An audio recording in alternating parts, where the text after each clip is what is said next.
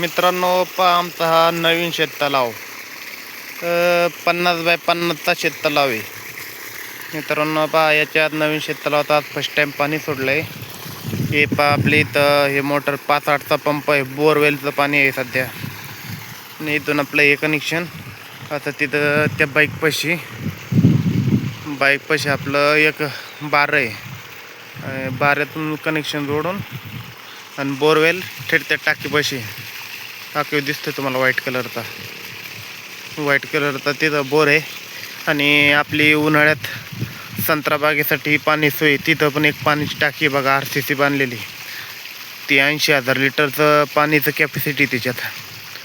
तिथं पाणी स्टोअर करतो, तिथून बागेला सोडतो. बागेला कारण की काय झालं, मागल्या वर्षी पाण्याची थोडी कमतरता भासली, मग त्यामुळं हा आपले तलावाचं नियोजन केलं आहे.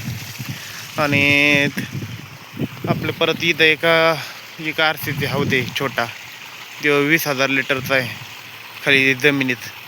तिथं पण आपण पाणी स्टोअर करतो. पण मागल्या वर्षी विषय काय झाला, आपण संत्रा विकल्यानंतर व्यापारी म्हणे फळ साईज होण्यासाठी पाणी सोडा, सौदा झाल्याच्या पुढं. त्यानंतर ना मग ती टाकीतलं पाणी सगळं संपून गेलं.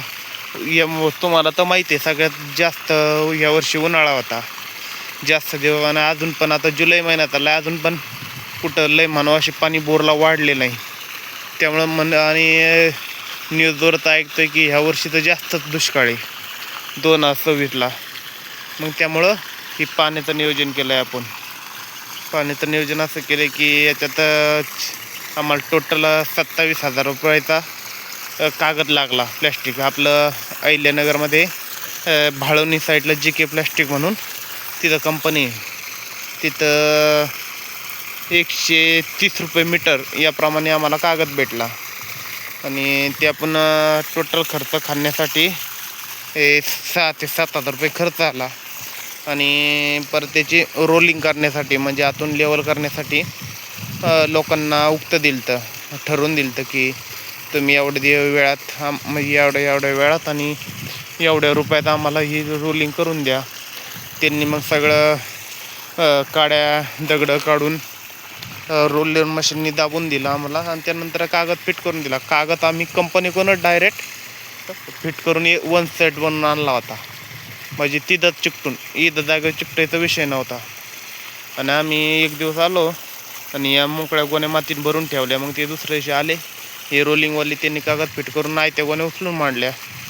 आणि 4 कोपऱ्यात 4 पांढरे पिवळे टकलं दिसते तुम्हाला. हे कागद पाणी सोडण्याच्या आधी 4 कोपऱ्यात 4 मातीन भरून ठेवले त्यात. कारण की काय व्हावं नाही, ते पाणी नाही आलं एमर्जन्सी लवकर, लाईटचा काय फॉल्ट झाला तर कागद उडू नये म्हणून, यासाठी हा प्रयोग केला होता आम्ही. आणि हे बघा साईडला हे केलं आहे, एक चारी खांडी थोडी, एक ईदभर त्यात एक कागद टाकला आणि त्याच्यावर माती टाकली आणि परत हे गोण्या ठेवल्या. आता प्रयोग केला आहे शेतकरी मित्रांनो. कसं वाटतंय आणि तुम्ही माझा व्हिडिओ कुठून पाहताय हे आम्हाला कमेंट करून सांगा. आम्ही अहिल्यानगरवरून बोलतो आहे. बघा, आपण या रानात सोयाबीन पेरलं आहे. पण काय विषय झाला आहे मित्रांनो, सोयाबीन यावर्षी खूप पातळ झालेत. ईगलचे ही फुले संगम पेरलं आम्ही 726 केडे आहे फुले संगमचं, ती बरं प्रमाणात उगलं आहे. आणि ज्या लोकांनी ही पेरलं आहे, ईगलचं पेरलं आहे ह्यावर्षी, रेग्युलर ईगल, त्यांचा खूप विषय शॉर्टेज झाला आहे. जसं की 50% सुद्धा सोयाबीन उगलं नाही. कशाचा काय प्रॉब्लेम, नेमका बीज उगली नाही का कुठं पेरणी पातळ झाली? तुमच्या इकडं कसं झालं आहे मित्रांनो, ते आम्हाला कमेंट करून सांगा. आणि पहा मित्रांनो, आमच्या चुलत्याचं इकडं पलीकडे दिसते तुम्हाला हे 2 लोखंडी टॉवरसारखं, ते असा विषय आहे, हे AC कोंबडे शेड येतं, त्यात AC सप्लाय मशीनचा असा विषय आहे मित्रांनो. तुम्हाला काही दिवसांनी ते तिकडचं ACच्या आतमधला पण व्हिडिओ टाकवाल, सगळी डिटेल माहिती देईन, किती खर्च आला, काय आला.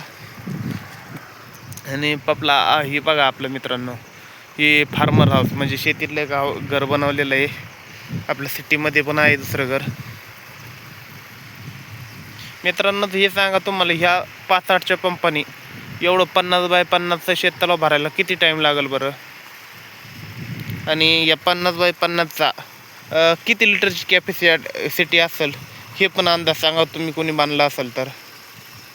थँक्यू मित्रांनो आपल्या चॅनलला सबस्क्राईब करा, कारण की आपल्या या चॅनलवर पूर्ण शेती व्यतिरिक्त तुम्ही कमेंट करून सांगा आम्हाला कशाविषयी माहिती पाहिजे, आम्ही त्याविषयी तुम्हाला व्हिडिओ बनवून चॅनलवर अपलोड करू. कारण की शेतीत आमच्या भागात सर्वच पिकं होतात, त्या सर्वच पिकांची तुम्हाला माहिती अपलोड केली जाईल चॅनलवर. थँक्यू मित्रांनो.